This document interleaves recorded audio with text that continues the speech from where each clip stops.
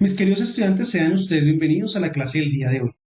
Cuando nosotros queremos estudiar el pensamiento del ser humano, la historia, el desarrollo de todo el bagaje filosófico y teológico, no podemos pasar por alto lo que es la Edad Media.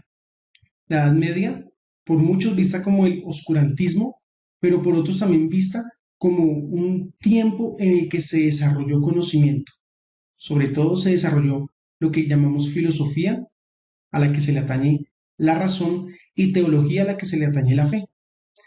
Lo más hermoso de este tiempo es cómo se logra hacer mixtura entre filosofía y teología, es decir, entre razón y fe. Y de esa manera se empiezan a desarrollar un sinnúmero de propuestas, un sinnúmero de conceptos que van a permear todo el bagaje de conocimiento que nosotros conocemos el día de hoy, sea en la filosofía o sea en la teología. Es por ello que nosotros no podemos desconocer la importancia de la Edad Media, la importancia de los autores que escribieron, que relataron, que argumentaron durante este tiempo. Esos autores que utilizaron a otros filósofos, estos autores que hicieron uso de la razón, del argumento, para poder dar más peso a su fe, más peso a sus creencias y pues obviamente razonar todo lo que ellos creían. De esta manera entramos a un tiempo en el que se desarrolla una filosofía religiosa, una filosofía que en los tiempos modernos, que en la época actual tiene una relevancia grandísima, sea para atacarla, sea para defenderla. La Edad Media es la base para poder hablar de Dios el día de hoy. Es por ello que hice un escrito.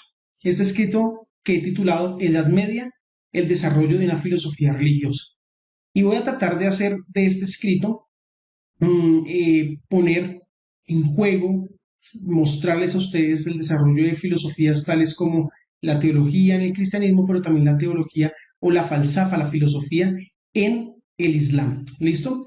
Entonces, pues también vamos a poner algunos autores como referencia para poder entender qué era lo que se explicaba, qué era lo que se hablaba en ese tiempo y cómo en el día de hoy pues tenemos una influencia muy grande de ella. Entonces vamos a comenzar con la lectura. Dice, Edad Media, el desarrollo de una filosofía religiosa. Medieval es un adjetivo muy común usado por las personas para expresar que un pensamiento, sistema o proceder es retrógrado, oscuro e inquisidor. Se parte de la premisa que en este tiempo el conocimiento no afloró, puesto que las guerras religiosas, las diversas disputas dogmáticas, el proceder de la Iglesia y su unión con el Estado, el poco avance en cuanto al conocimiento científico, las invasiones, el rechazo hacia algunos pensadores y el teocentrismo perduraron en sus más de 1000 años. Pero se debe también pensar en que este tiempo tiene un alcance epistemológico e histórico invaluable, ya que desarrollaron dos de las filosofías más grandes, cristianismo, teología e islam, falsafa. Basado en lo anterior, el pensamiento desarrollado por estas grandes religiones, su influencia en la cultura mundial y las discusiones que se han generado en torno a ellas deben ser también llamadas filosofía. Entonces, en esta primera parte lo que quiero mostrar es que muchas veces utilizamos o recurrimos al término medieval solamente para hablar de lo oscuro que fue ese tiempo.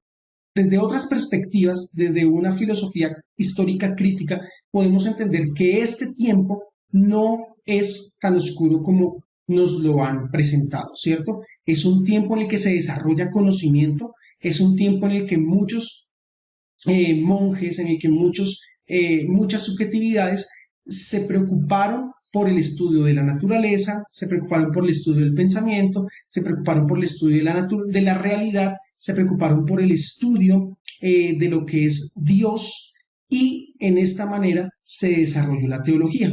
Entonces, obviamente, como en todo momento histórico, existen aspectos negativos como también aspectos positivos. Entonces, pues vemos aquí una serie de aspectos positivos, que es los que voy a empezar a relatar en el escrito, y también negativos como las invasiones, como el rechazo a algunos pensadores, como la Inquisición, como las cruzadas, como todas aquellas cuestiones políticas que se vivían en ese momento. Pero hay que rescatar que lo político tiene que ser separado de lo religioso para poder entender qué era lo que buscaban en ese momento las diversas celebridades, podríamos decirlo así, o los diversos pensadores. Antes de hablar del medioevo, debo referirme a la base que funda su pensamiento, el cristianismo, cuyo fundador es Jesús, y uno de sus mayores exponentes, el apóstol Pablo, fueron quienes desarrollaron los dogmas filosóficos de la nueva religión, que además fue considerada como una secta más del judaísmo. Es decir, que para poder entrar a entender lo que es la época medieval, debemos ir a unos antecedentes históricos, y esos antecedentes históricos son el cristianismo, ¿listo? El cristianismo junto con el judaísmo. Recordemos que el judaísmo aporta el enriquecimiento de lo que es el cristianismo. Por lo tanto, hay que entender dos grandes pensadores. Hay que entender a Jesús, su doctrina, su ética, su filosofía, y hay que entender al apóstol Pablo como el sistematizador y el desarrollador de esa ideología filosófica y teológica de Jesús. ¿Listo? Su pensamiento fue tomado y amplificado.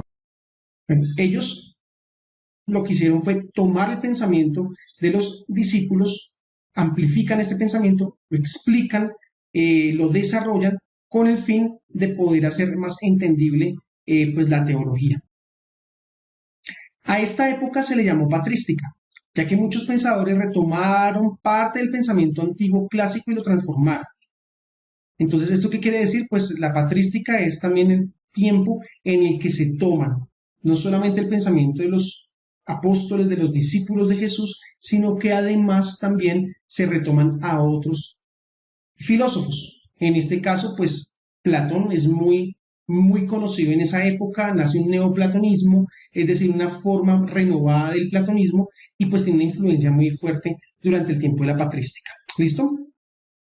Además, porque los primeros pensadores cristianos desarrollaron un sistema de apología de fe en la que dieron cuenta del porqué de sus ideas, y a través de sus escritos también cultivaron un sistema moral que ha permanecido hasta nuestros días. Es decir, que lo que buscaban estos pensadores, estos padres apostólicos que se les pueden denominar así, era, número uno, dar razones de su fe, explicar su fe por medio de la razón, y además de ello, pues a través de sus escritos cultivar un estilo ético, un estilo moral, para que las nuevas personas que se adherían a lo que conocemos como cristianismo supieran cómo comportarse, ¿listo? Entonces, para ellos existía una relación vertical y una relación horizontal, es decir, una relación que nos conecta con Dios y una relación que nos conecta con los demás. Y la base de esa relación deben ser unas conductas éticas, pues que ellos mismos desarrollaron en sus escritos. Según Copleston, que es un historiador de la filosofía, su filósofo, dice así: al llegar el cristianismo a establecerse, el elemento filosófico tendió a hacerse más claramente reconocible, en especial cuando de lo que se trataba era de enfrentarse con los ataques de filósofos paganos profesionales. Es decir, que en este momento comienza a desarrollarse lo que es la apologética. Y la apologética es la manera como el hombre utiliza la razón para poder defender su fe. Entonces comenzaron a armar argumentos razonables, argumentos teológicos, argumentos filosóficos, para poderse defender de los ataques que venían de otros pensadores, de los ataques que venían de otros filósofos. De esta manera, entonces, vemos cómo comienza a desarrollarse un pensamiento basado en la ética, basado en la filosofía, basado en lo que el hombre quiere explicar partiendo de su realidad, ¿cierto? Y pues en ese momento pensemos en que la realidad más inmediata era no solamente la naturaleza, sino también Dios. Entonces, en este tiempo de la historia, el hombre comenzó a preocuparse por Dios, a preocuparse por definir a Dios, a preocuparse por explicar la naturaleza de Dios, y además de eso, pues al venir Jesús, hubo una preocupación, hubo unos intereses de explicar quién era Jesús, y pues aquí salen muchas ideas que fueron posteriormente refutadas, otras ideas que posteriormente fueron confirmadas, aceptadas por la iglesia, por la teología, pero otras que, aunque fueron refutadas, pues todavía siguen haciendo un eco en nuestros días.